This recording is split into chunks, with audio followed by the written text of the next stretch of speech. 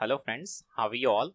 And today we are going to solve chapter 9 that is named as Some Applications of Trigonometry of Class 10th New Mathematics according to the new NCERT pattern, new NCERT book. Okay, we have already covered chapter 8 that is named as Some Applications of Trigonometry. There we have seen what are trigonometric ratios, what are values of these ratios for specific angles is like 0 degree, 30 degree, and then 45, 60, 90 degree all these. तो इस वाले chapter में हम उन ratios का मतलब कि trigonometric ratios का यूज करेंगे प्रैक्टिकल लाइफ में। प्रैक्टिकल लाइफ का मतलब हम हाइट्स और डिस्टेंसेस कैलकुलेट करेंगे, जैसे कि एक टावर की हाइट कितनी है, एक रिवर की विड्थ कितनी है, इसी तरह से एक बिल्डिंग की हाइट कितनी है। ठीक है, इस तरह की चीजें हम कैलकुलेट करेंगे। ये क्या यहाँ पर 9.1 एक्सरसाइज जो है एक ही एक्सरसाइज है न्यू एनसीईआरटी में। यहाँ पर जो 9.1 एक्सरसाइज है इसमें 16 क्वेश्चंस हैं, हमें 16 क्वेश्चन सॉल्व करने हैं।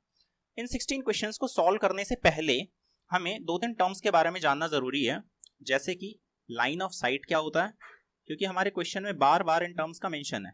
ठीक है, लाइन ऑफ साइट क्या होता है। Second is angle of elevation क्या चीज है,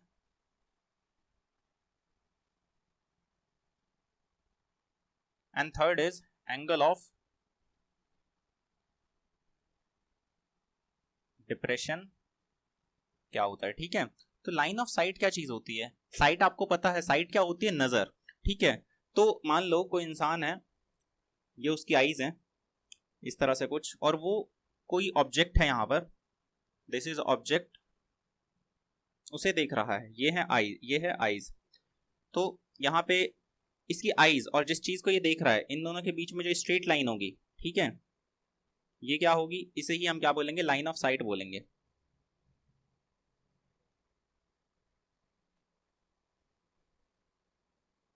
this is line of site.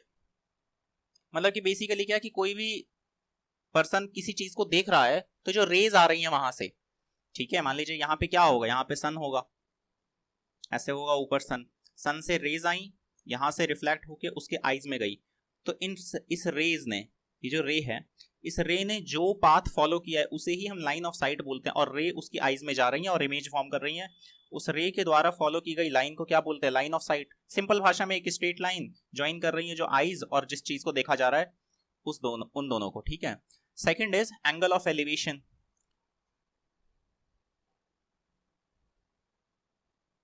Angle of elevation क्या होता है कि कोई इंसान है, ठीक है, मान लो कि वो यहां पर खड़ा है, this is ground level, this is ground level, और कोई टावर है बहुत ऊपर, मतलब कोई बहुत बड़ा टावर है, टावर के टॉप को ये इंसान यहां से देख रहा है।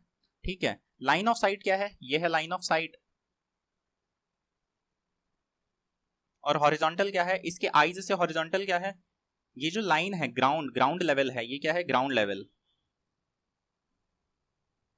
ग्राउंड लेवल के पैरेलल आईज से जो लाइन जा रही है ये क्या हुआ, हॉरिजॉन्टल।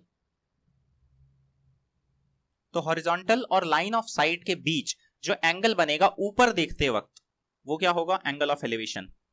ठीक है, ये क्या है, एंगल ऑफ एलिवेशन। क्या बोला मैंने, हॉरिजॉन्टल लाइन और लाइन ऑफ साइट के बीच में जो एंगल बनता है ऊपर देखते वक्त वो होता है लाइन ऑफ साइट।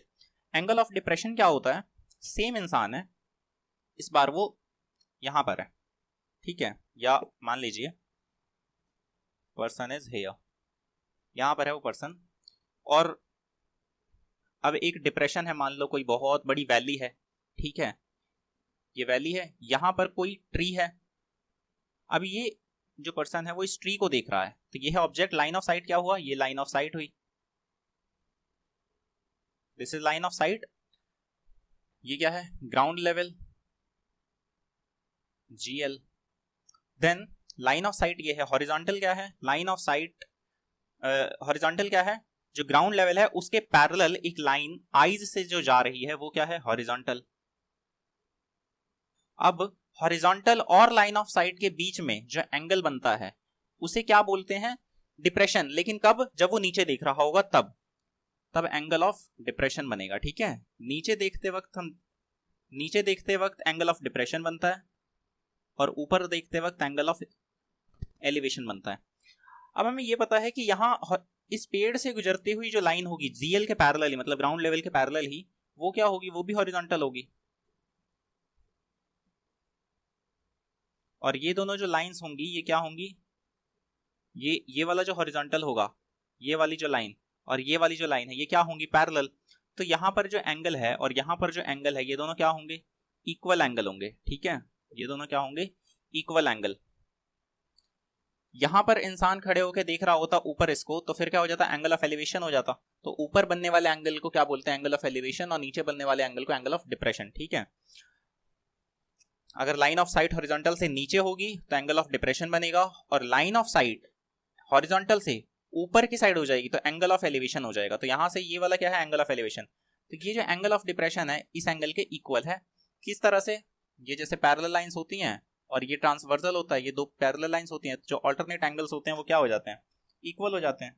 सेम उसी लॉजिक से एंगल ऑफ डिप्रेशन और एंगल ऑफ एलिवेशन इस केस में इक्वल थे।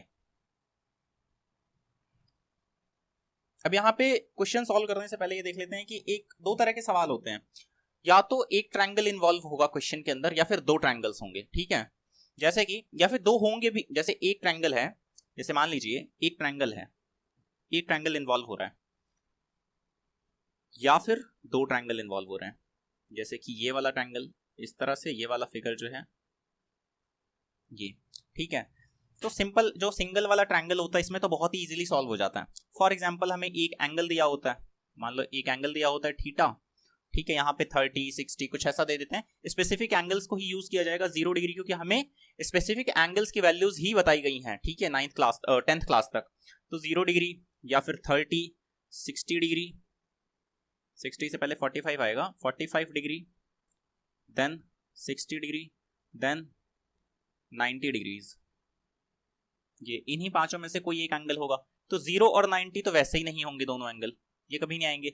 इन्हीं तीनों में से एक आता है। ठीक है, क्योंकि अब यहां से फिगर है और उसी के ऊपर तभी तो ये 90 होगा, तो वो तो एंगल 0 और 90 डिग्री के क्वेश्चंस होंगे ही नहीं, इन्हीं तीन के क्वेश्चंस होंगे, 30 डिग्री, 45 डिग्री और 60 डिग्री। तो यहाँ पे एक हमें थीटा दिया होता है, एक कोई साइड बता दी जाती है, मान लीजिए ये वाली साइड हमें बता दी गई कुछ। ठीक है, जैसे ये 30 डिग्री दिया गया हमें मान लो, और ये साइड हमें बता दी गई 5 मीटर्स, और फिर हमसे कोई एक चीज दो चीज पूछी जाएगी, जैसे कि या तो ये वाली साइड की लेंथ बताइए या ये वाली साइड की लेंथ निकालनी होगी हमें, कुछ ऐसा हमें दिया होगा। तो वो तो हम बहुत इजीली निकाल लेंगे। मान लीजिए ये निकालना है हमें, ये निकालना है, तो हम क्या करेंगे, इस 30 डिग्री के लिए, इस 30 डिग्री के लिए बेस क्या है, ये मान लीजिए A है, ये B है, ये C है। अगर आपको ये चीजें पता है तो आप स्किप करके सीधा क्वेश्चन 1 पे जा सकते हैं। ठीक है, बाकी एक बार अगर आपको सुनना है तो आप सुन सकते हैं। जैसे 30 डिग्री एंगल के लिए बेस क्या है, BC, परपेंडिकुलर क्या है, AB, और हाइपोटेन्यूज कितना है, hypotenuse is always the same, तो हाइपोटेन्यूज की कोई जरूरत नहीं है। हाइपोटेन्यूज कितना है, हाइपोटेन्यूज इज AC। हमें क्या चीज दी गई है और क्या चीज फाइंड आउट करनी है, तो हमें ये गिवन है BC, ये गिवन है, मतलब कि हमें B गिवन है बेस, और AC हमें फाइंड आउट करना है, फाइंड करना है। ठीक है, तो इसका मतलब H हमें फाइंड आउट करना है। तो हम कोई ऐसी रेशियो का यूज करेंगे जिसमें B और H इन्वॉल्व होते हो। तो मान लीजिए हम B/H का यूज कर रहे हैं। B/H मतलब क्या, B/H मतलब cos। ठीक है, अब यहां पर cos मैं 30 यूज कर रहा हूं, क्यों, क्योंकि ये 30 डिग्री का एंगल हमें दिया होगा, इज इक्वल टू कितना हो जाएगा, cos 30 डिग्री कितना हो जाएगा, ये एंगल दिया है तो ये BC upon AC। cos 30 is equal to √3/2, ये हमें वैल्यू पता लग गई। अब BC की जगह हम उसकी वैल्यू डालेंगे 5 मीटर, और हमें AC पता लग जाएगा, AC we can find out easily AC। ठीक है, B/H का हमने यूज किया, हम H/B का भी यूज कर सकते थे, कोई इश्यू नहीं था। H/B का यूज करते तो सेक बन जाता, लेकिन प्रॉब्लम यह है कि हमें ज्यादातर रेशियोज की जो वैल्यूज याद रहती हैं स्पेसिफिक एंगल्स पर, वो होती हैं साइन और कॉस हो जाता है, टेन याद रहता है, तो सेक वगैरह तक याद नहीं रहता। तो इसलिए इसको यूज क्यों करेंगे हम, हमारा जब साइन में P और H आ जाता है, कॉस में B और H आ जाता है, और टेन में P और B आ जाता है, तो कोई भी होगा क्वेश्चन वो इन तीनों में से किसी एक में तो सॉल्व हो ही जाएगा। तो हम इन्हीं तीनों में याद रखेंगे। और इससे भी ज्यादा जरूरी बात कि 10 की आपको कोई वैल्यूज याद हो या ना हो, मतलब साइन 30 याद हो ना हो, इस चैप्टर के लिए स्पेसिफिकली साइन 30 याद होना हो, cos 30 याद होना हो, cos 60, कुछ मैटर नहीं करता। 10 30 डिग्री 1045 डिग्री और 1060 डिग्री, ये जरूर याद रखना है, ठीक है। ये भी बहुत इजी है। जो 1045 होता है, मैं अभी याद करा देता हूं आपको। सी 1045 जो होता है वो क्या होता है? 10 होता क्या है? 10 होता है बी, पी बाय बी। इसका मतलब ये मान लो थीटा है तो ये पी है और ये बी है, और अगर थीटा 45 डिग्री है, ये जो है ये 45 डिग्री का एंगल है, तो ये भी 45 ही होगा, ठीक है, क्योंकि 90 तो इससे होना ही है, ये 90 है। राइट ट्रायंगल पे ही ट्रिग्नोमेट्री अप्लाई हो रही है, ट्रिग्नोमेट्रिक रेशियोज यहाँ पर जो अप्लाई हो रहे हैं वो राइट ट्रायंगल पे हो रहे हैं। तो ये 45 है तो ये 45, तो P जो है वो हमेशा ही B के इक्वल होगा। अगर 45 डिग्री होगा तो P जो है वो इक्वल हो जाएगा B के, और P और B इक्वल हो गए तो 1045 की वैल्यू कितनी हो जाएगी? 1। तो इसकी हमेशा 1 रहती है। 30 डिग्री जो होता है, 30 डिग्री है छोटा और 60 डिग्री है बड़ा, तो 30 डिग्री का हो जाता है छोटे वाला, मतलब 1/√3, और 60 डिग्री वाला हो जाता है √3, ठीक है। ये 1/√3 छोटा है और √3 बड़ा है, और ये मुझे याद रहती है, आपको भी याद रहनी चाहिए। इससे हमारा क्वेश्चन सॉल्व हो जाता है।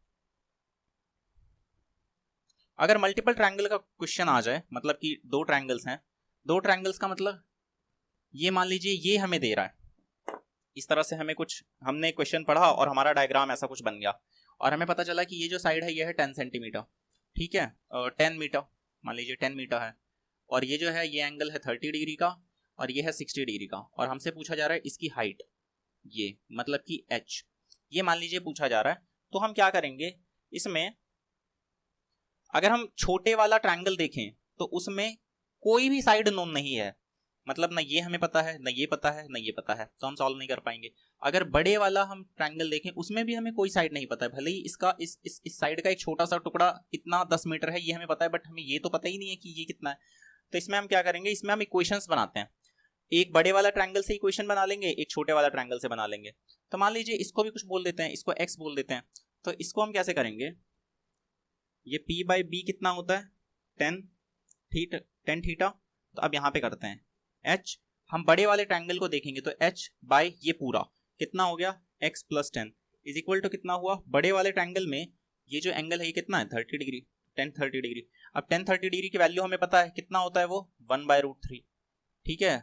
This implies h is equal to कोई वैल्यू आएगी, मान लीजिए कितनी आएगी, ये x + 10/√3, ये h की फर्स्ट वैल्यू आई, ठीक है, या हम कहेंगे इसे फर्स्ट इक्वेशन, एक इक्वेशन है ये। फिर हम छोटे वाले को यूज करते हैं, बड़े वाले को तो हमने यूज करके एक इक्वेशन बना लिया, छोटे वाले को करेंगे तो क्या होगा, h/x हो जाएगा। h is perpendicular, x is base for 1060 degree.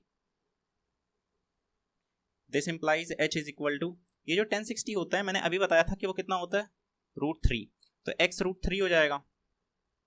ये हुआ हमारा सेकंड इक्वेशन। अब ध्यान से देखिए h बराबर इतना और यही सेम h बराबर इतना, इसका मतलब ये दोनों भी बराबर है। तो फ्रॉम फर्स्ट एंड सेकंड से हम क्या लिख सकते हैं, इसी तरह से हम कुछ सॉल्व करेंगे। फ्रॉम फर्स्ट एंड सेकंड क्या लिख सकते हैं, x + 10/√3 is equal to x √3। अब यहां पर एक ही वेरिएबल बचा हुआ इक्वेशन के अंदर, x की वैल्यू हम फाइंड आउट कर लेंगे, और x की वैल्यू फाइंड आउट कर ली तो फिर हम h चाहे इससे निकाल ले चाहे इससे निकाल लें, किसी से भी हम फाइंड आउट कर सकते हैं h को। इस तरह से हम मल्टीपल जो 2 ट्रायंगल्स में इन्वॉल्व, जो जिस क्वेश्चन में 2 ट्रायंगल्स इन्वॉल्व होते हैं उन वाले क्वेश्चंस को कैसे करते हैं, ऐसे कर लेते हैं, ठीक है। बाकी हम 16 क्वेश्चंस करेंगे तो हमें प्रैक्टिस तो हो ही जाएगी, और साथ ही साथ हम ये भी देख लेंगे कि और किस किस तरह के प्रॉब्लम्स हो सकते हैं, मतलब डबल ट्रायंगल्स में ही और कितने तरह के हो सकते हैं प्रॉब्लम। जैसे एक इस तरह से हो सकता है, एक फॉर एग्जाम्पल इस तरह से, क्या पता हो सकता है इस तरह से भी एक हो सकता है, ठीक है। तो इस तरह के बहुत सारे इन्वॉल्व हो जाएंगे, सब में यही लगेगा कि क्या होगा, दोनों ट्रायंगल से एक एक इक्वेशंस बनेंगी और उसे हम सॉल्व करेंगे और फिर हमारा आंसर फाइंड आउट करेंगे।